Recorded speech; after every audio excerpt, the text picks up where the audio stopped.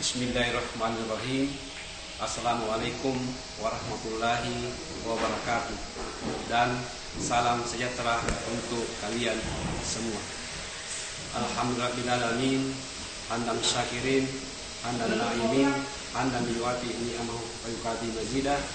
Ya Rabbana ma yang bagi wijalali wal ikram. Allahumma salli ala sayyidina wa habibina wa syukhina wa ma'ana Muhammad. Yang pertama dan utama, mari kita semua panjatkan puji syukur kehadirat Allah Subhanahu wa taala.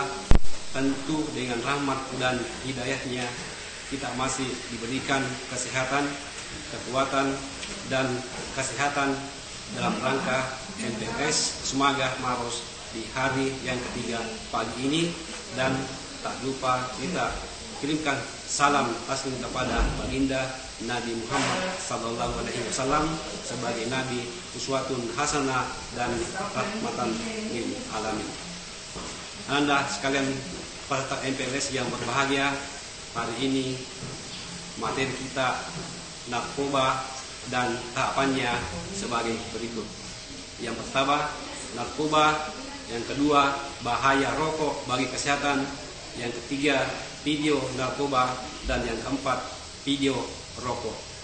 Selanjutnya, mari kita lihat selengkapnya. Narkoba. A. Pengertian. Apakah narkoba itu? Narkoba adalah singkatan dari narkotika, psikotropika, dan zat adiktif lainnya, atau obat berbahaya yang jika dimasukkan ke dalam tubuh manusia, baik melalui cara dihirup maupun dengan cara disuntikkan, dapat mengubah pikiran, suasana hati atau perasaan dan perilaku seseorang. Apakah narkotika? Narkotika adalah zat atau obat yang berasal dari tanaman atau bukan tanaman, baik sintetis maupun semi-sintetis, yang dapat menyebabkan penurunan atau perubahan kesadaran, hilangnya rasa, mengurangi sampai menghilangkan rasa nyeri, dan menimbulkan ketergantungan. Apakah psikotropika? Psikotropika adalah zat atau obat, baik alamiah maupun sintetis, bukan narkotika, yang berkhasiat psikoaktif melalui pengaruh selektif pada susunan saraf pusat yang menyebabkan perubahan khas pada aktivitas mental dan perilaku. Apakah zat adiktif lainnya atau obat berbahaya? Zat adiktif lainnya atau obat berbahaya adalah bahan lain dan obat bukan narkotika atau psikotropika yang penggunanya dapat menimbulkan ketergantungan, yakni keinginan menggunakan kembali secara terus-menerus. Apabila dihentikan akan timbul efek putus. Zat diantaranya rasa sakit atau lelah yang luar biasa. Cara obat masuk ke dalam tubuh. Ditelan, dimasukkan ke dalam tubuh, obat akan meluncur ke pusat usus besar dan diserap ke dalam aliran darah di dalam pencernaan. Disedot gasnya, seperti penggunaan lem. Gas yang mengandung zat membukan itu menembus aliran darah yang ada dalam rongga hidung. Dihisap, seperti merokok. Zat atau asap akan masuk ke dalam kantung-kantung udara di paru-paru dan diserap oleh pembuluh-pembuluh rambut dalam kurung kapiler ke dalam aliran darah. Dioleskan di atas kulit. Merasuk melalui pori-pori kulit ke dalam pembuluh darah, rambut, dan akhirnya ke aliran darah. Disuntikan, yaitu dimasukkan ke dalam tubuh dengan cara melukai bagian tubuh dengan jarum untuk mencapai aliran darah. Perhatian, semua cara yang disebutkan di atas, jika dilakukan tanpa sepengetahuan dan petunjuk dokter, mengandung risiko bagi kesehatan badan. Penggolongan narkotika. 1. Narkotika golongan 1 untuk iptek, reagensia, diagnostik, laboratorium mempunyai potensi sangat tinggi timbulkan ketergantungan. Contoh, opiat antara lain morfin, heroin, butau, petidin, dan candu. Ganja antara lain kanabis, marijuana, hashish. Kokain antara lain serbuk kokain, pasta kokain, daun koka. 2. Narkotika golongan 2 merupakan bahan baku untuk produksi obat, timbulkan potensi ketergantungan tinggi dan hanya digunakan sebagai pilihan terakhir dalam pengobatan. Contoh, petidin, morfin, pentahil atau metadon. 3. Narkotika golongan 3 hanya digunakan untuk rehabilitasi, mempunyai potensi ringan akibatkan ketergantungan. Contoh, kodein, difenoksilat. Waspada, modus peredaran narkoba dalam bentuk makanan dan minuman. Gambar 1, narkoba dalam bentuk kue. Gambar 2, narkoba dalam bentuk permen. D. Bahaya penyalahgunaan narkoba. Penggunaan salah satu atau beberapa jenis narkoba yang dilakukan secara berkala di luar tujuan pengobatan dan penelitian dapat menimbulkan gangguan kesehatan jasmani, jiwa atau mental dan fungsi sosial. 1. Bahaya terhadap fisik. A. Akan menimbulkan ketagihan atau ketergantungan. B. Mengganggu mental. C. Mengganggu kesehatan. D. Cenderung menjadi pelaku kejahatan. E. Mengakibatkan kematian. E. Menghubus intak. 2. Kerusakan fungsi sistem saraf pusat atau otak. Otak adalah bagian terpenting dalam sistem saraf pusat sehingga otak dilindungi oleh tulang tengkorak yang sangat kuat. Waspadalah, penyalahgunaan narkoba dapat merusak dan membahayakan jaringan fungsi sistem saraf pusat atau otak. Otak terbuat dari bahan yang sangat halus dan lunak, di mana dilakukan miliaran pesan-pesan elektronik yang menggerakkan seluruh tubuh dan mengendalikan berbagai fungsi penting seperti jantung, paru-paru, keranjang hormon, dan pencernaan. Karena itu, sistem saraf pusat atau otak adalah bagian tubuh yang memberi hidup pada kita yang harus kita jaga dengan sangat hati-hati. Penggunaan narkoba sangat membahayakan fungsi sistem saraf pusat, maka harus dicegah sedini mungkin dengan menjauhi narkoba. 3. Terjadi infeksi akut otot jantung dan gangguan peredaran darah. Jantung sebagai alat hidup tubuh kita. Setiap detik memompakan darah ke seluruh tubuh kita.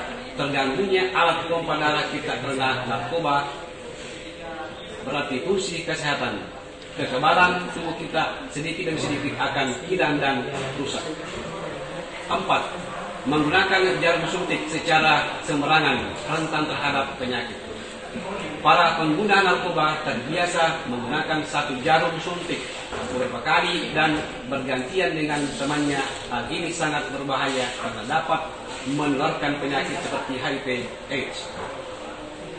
5. Gangguan pada paru-paru, sukar bernapas, sesak napas, dan penyakit-penyakit paru-paru lainnya.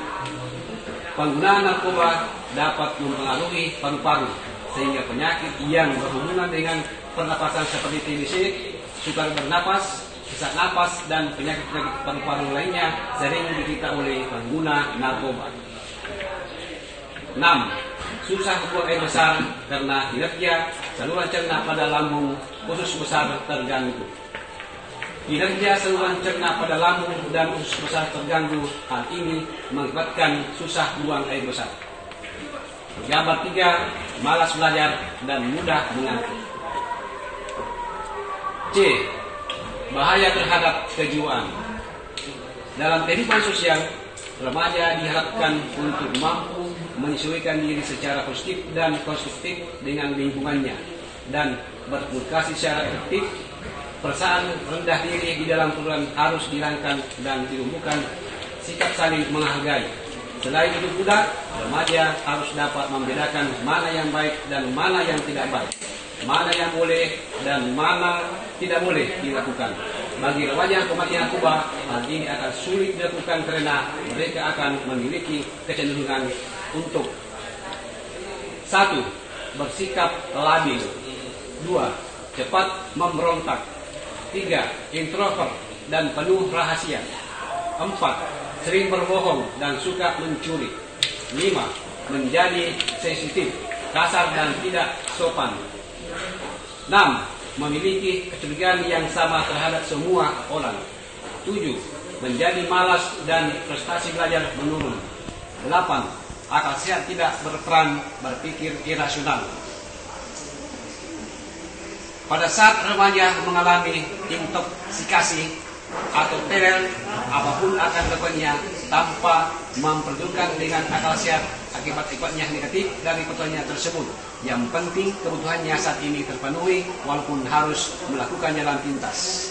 Dalam mengamati perilaku remaja pemakai narkoba, sulit bagi orang tua dan guru untuk menentukan secara pasti apakah perilaku yang ditampilkan saat ini merupakan sebab atau akibat, karena biasanya muncul secara bersamaan. D. Bahaya terhadap lingkungan masyarakat. Bahaya narkoba terhadap keluarga. 1. Akan mengganggu keharmonisan keluarga. 2. Merongrong keluarga. 3. Membuat aib keluarga. 4. Hilangnya harapan keluarga. Bahaya narkoba terhadap lingkungan masyarakat. 1. Mengganggu keamanan dan ketertiban. 2. Mendorong tindak kejahatan. 3. Mengakibatkan hilangnya kepercayaan. 4. Menimbulkan beban ekonomi dan sosial yang besar. Dalam kehidupan sehari-hari di masyarakat, termasuk juga dalam lingkungan sekolah, banyak dijumpai remaja yang hanya menjadi pemakai narkoba, pengedar ataupun kedua-duanya, sebagai pengedar dan juga sebagai pemakai. Di lingkungan sekolah sangat dikhawatirkan kecanduan narkoba akan mempengaruhi yang lain. Biasanya para siswa sulit untuk menolak ataupun mengatakan tidak kepada teman yang menawarkan, apalagi kalau yang bersangkutan adalah teman baiknya atau anggota kelompoknya. Dalam lingkungan masyarakat yang lebih luas, banyak dijumpai ulah para pengedar dan pemakai narkoba yang merasakan mereka tidak segan-segan untuk melakukan tindak kriminal seperti menodong, mencopet, merampok, mencuri, malak hanya semata-mata untuk mendapatkan narkoba. Bagi mereka yang sudah sampai pada tingkat ketergantungan yang tinggi, apapun risikonya tidak diperlukan lagi, yang penting mendapatkan narkoba.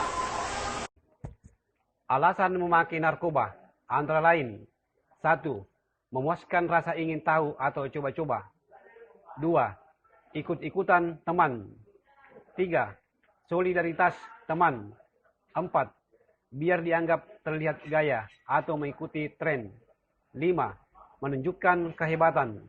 6. Merasa sudah dewasa. Hati-hati, tindakan seperti di atas adalah akibat bisikan, jebakan, dan bujukan setan yang akan menjerumuskan diri kita sendiri. 1. Gejala penyalahgunaan narkoba. Gejala awal penyalahgunaan narkoba yang nampak antara lain: A. Menjadi malas. B. Kurang memperhatikan badan sendiri. C. Hidup tidak teratur. D. Tidak dapat menjaga kepentingan orang lain. E. Mudah tersinggung. 2. Tanda-tanda dini pengguna narkoba: hilangnya minat bergaul dan olahraga. B. Mengakibatkan perawatan dan kerapihan diri. C. Disiplin pribadi mengendur. D. Suka menyendiri dan menghindar dari perhatian orang lain. E.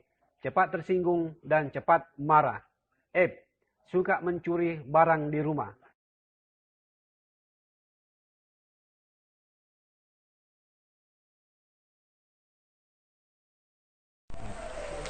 Bahaya merokok. 1. Merokok dapat menyebabkan sekitar 90% kematian akibat kanker paru-paru pada pria serta 80% pada wanita. Risiko kematian karena faktor kanker paru-paru dapat 23 kali lebih tinggi pada pria perokok dan 15 kali lebih tinggi pada wanita yang merokok dibandingkan pada mereka yang bukan tidak merokok. 2. Gangguan pernapasan.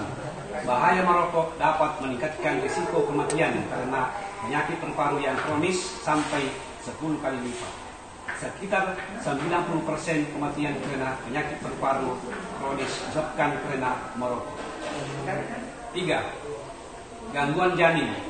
Kebiasaan merokok juga akan berdampak buruk terhadap kesehatan reproduksi dan janin yang terdapat dalam kandungan, termasuk kemandulan, keguguran, kematian janin, bayi lahir dengan berat badan rendah, serta sindrom kematian mendadak bayi. 4. Penyakit jantung. Merokok dapat menimbulkan aterosklerosis atau terjadi pengerasan pada pembuluh darah. Kondisi seperti ini merupakan penumpukan zat lemak pada arteri. Lemak dan plak memblok aliran darah serta dapat membuat penyempitan pembuluh darah. Hal ini yang dapat menyebabkan penyakit jantung. 5. Penyakit paru-paru. Risiko terkena penyakit seperti pneumonia, emfisema atau bronkitis kronis dapat meningkat karena kebiasaan merokok. Penyakit ini disebut sebagai penyakit paru obstruktif kronik atau PPOK. Penyakit paru-paru tersebut dapat berlangsung dan bertambah buruk seiring dari waktu ke waktu sampai orang tersebut akhirnya meninggal karena kondisi tersebut. Menurut American Cancer Society, orang yang telah berumur 40 tahun dapat menderita emfisema atau bronkitis, tapi dengan gejala yang jauh lebih buruk pada kemudian hari. Terima kasih. Saya seorang ibu biasa, ibu yang mencintai dan menempatkan keluarga di atas segalanya. Mungkin seperti Anda juga. Impian saya sederhana, membahagiakan keluarga, juga membesarkan anak yang berbakti dan berprestasi. Baiklah anak-anak, Seluruh waktu dan tenaga saya kerahkan untuk mewujudkannya. Tapi tentu saja, hidup tidaklah mudah. Ya, ibu jatuh. lo gak apa-apa. Ayo ikut gua. Ayo. Sebaik apapun kita berusaha, ada hal-hal yang memang tak terduga. Dan terkadang itu di luar kuasa kita. Ini obat apa? Ini buat supaya lo percaya diri lagi. Itu buat supaya semangat lo hidup lagi lah. Kita juga udah pada mau ini. Ini buat lo. Sebentar ya, Mas.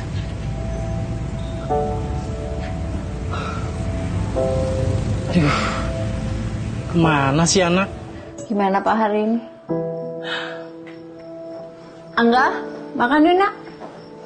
Angga. Lihat tuh. Hati-hati ya Pak. Iya, assalamualaikum. Waalaikumsalam. Salam. Angga makan dulu. Angga, ada yang tinggal.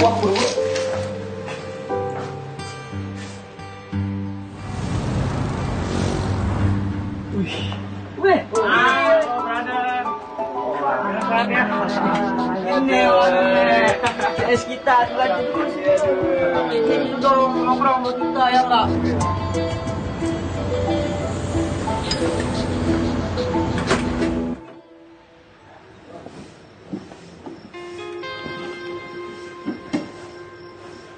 Angga?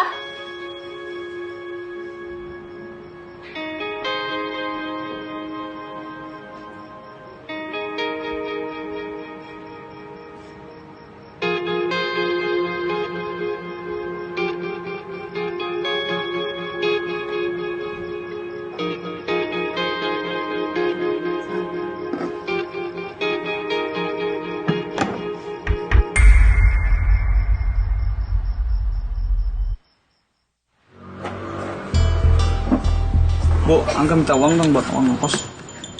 Angga ini apa? Semalam ibu nemuin di kamar kamu. Ini bukan punya Angga, Bu. Ini punya teman Angga.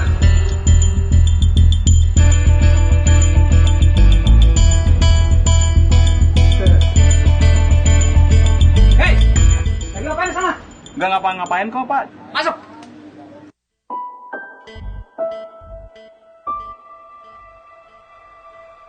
Akhir-akhir ini bengkel Bapak sepi deh.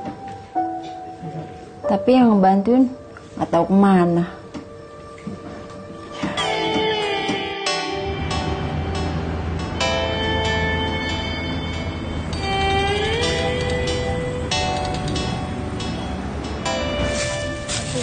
Iya. Tagihan Angga akan segera saya lunaskan.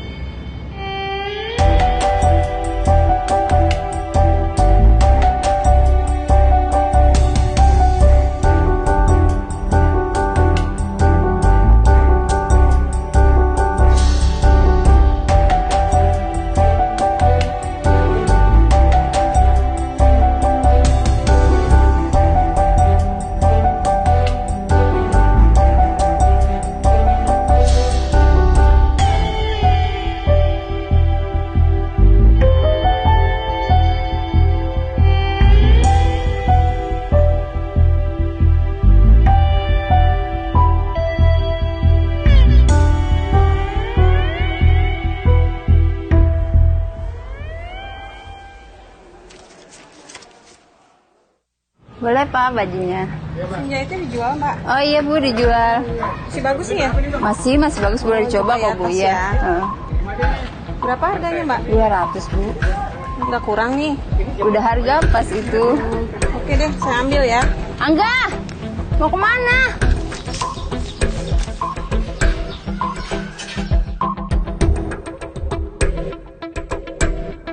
Angga, apa-apaan Angga?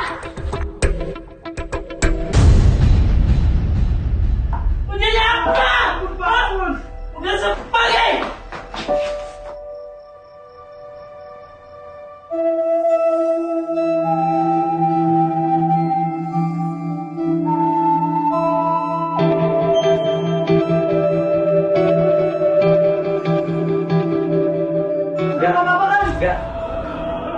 Sadar nggak?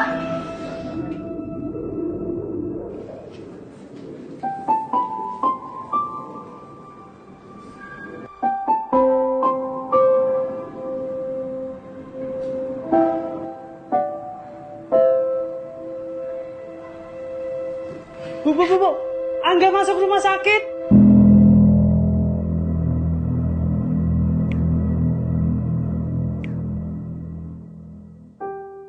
Kita tidak akan pernah tahu apa yang akan menimpa keluarga kita, anak kita.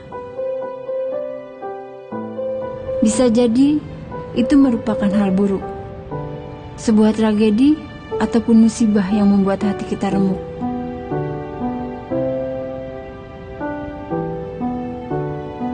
Namun, ketika hal itu terjadi, sepedih dan seperih apapun, pastikan kita selalu di sisi mereka.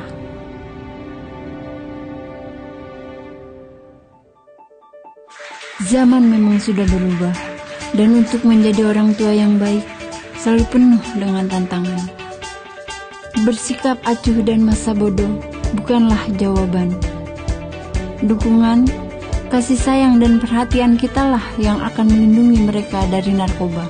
Pak, Bu, ikut aku bentar yuk. Kita mesti berkomunikasi, senantiasa terbuka, dan saling berbagi saat suka maupun duka. Kita tidak boleh menyerah, karena kepada kitalah mereka bergantung. Anda adalah secercah cahaya, Anda adalah harapan.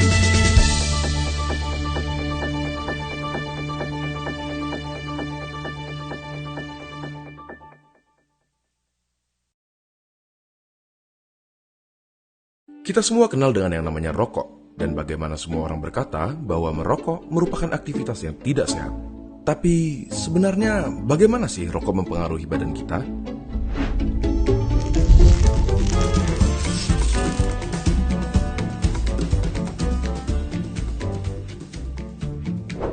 Coba kita mulai dengan komponen-komponennya. Pertama, nikotin.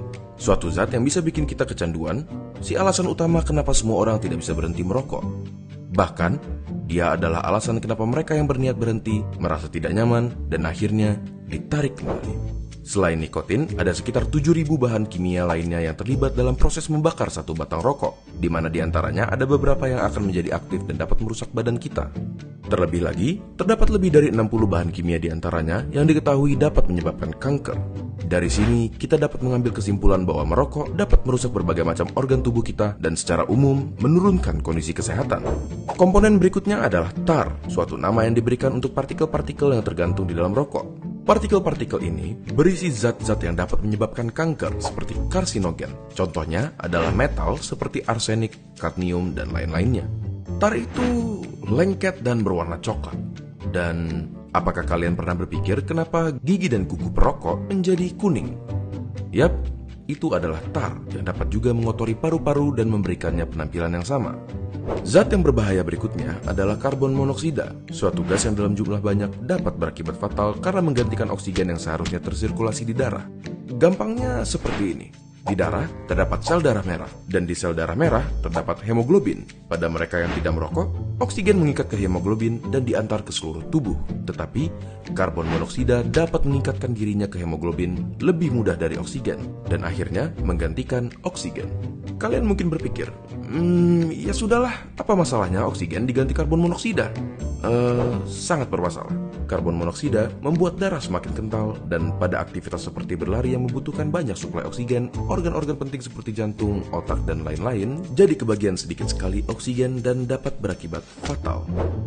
Selain itu, di dalam rokok terdapat sesuatu yang bernama hidrogen cyanida. Paru-paru kita biasanya mempunyai rambut-rambut kecil bernama silia yang membantu membuang zat-zat asing yang memasuki saluran pernafasan. Hidrogen cyanida menghalangi tubuh kita dalam melakukan proses tersebut dan membiarkan bahan-bahan kimia seperti hidrokarbon, nitrous oxide, organic acid, dan lain-lainnya yang ada di dalam rokok berkumpul di dalam paru-paru dan merusaknya.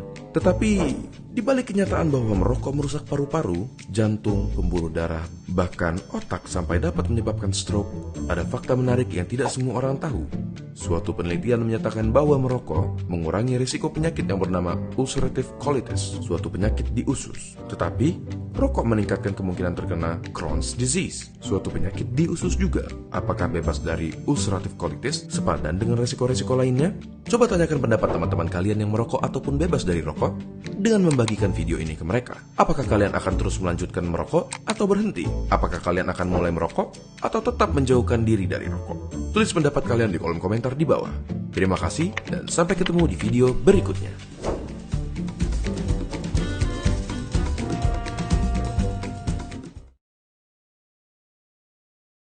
Demikianlah materi kita pada hari ini. Anda semua peserta MPLS, setelah selesai materi narkoba, ada tugas dari Bapak, yaitu kalian buat slogan atau yel-yel yang intinya tidak dengan atau menjauhi narkoba. Buat videonya kira-kira durasinya 30 detik sampai 60 detik dan kirim ke web sekolah SMA Negeri 3 Maros. Nanti panitia akan menyeleksi dan memberikan hadiah terbaik 1, 2, dan 3. Cukup sampai di sini. Sampai jumpa di SMA Negeri 3 Maros. Tetap jaga kesehatan, makan makanan bergizi, banyak istirahat. Assalamualaikum warahmatullahi wabarakatuh. Salam SMA 3.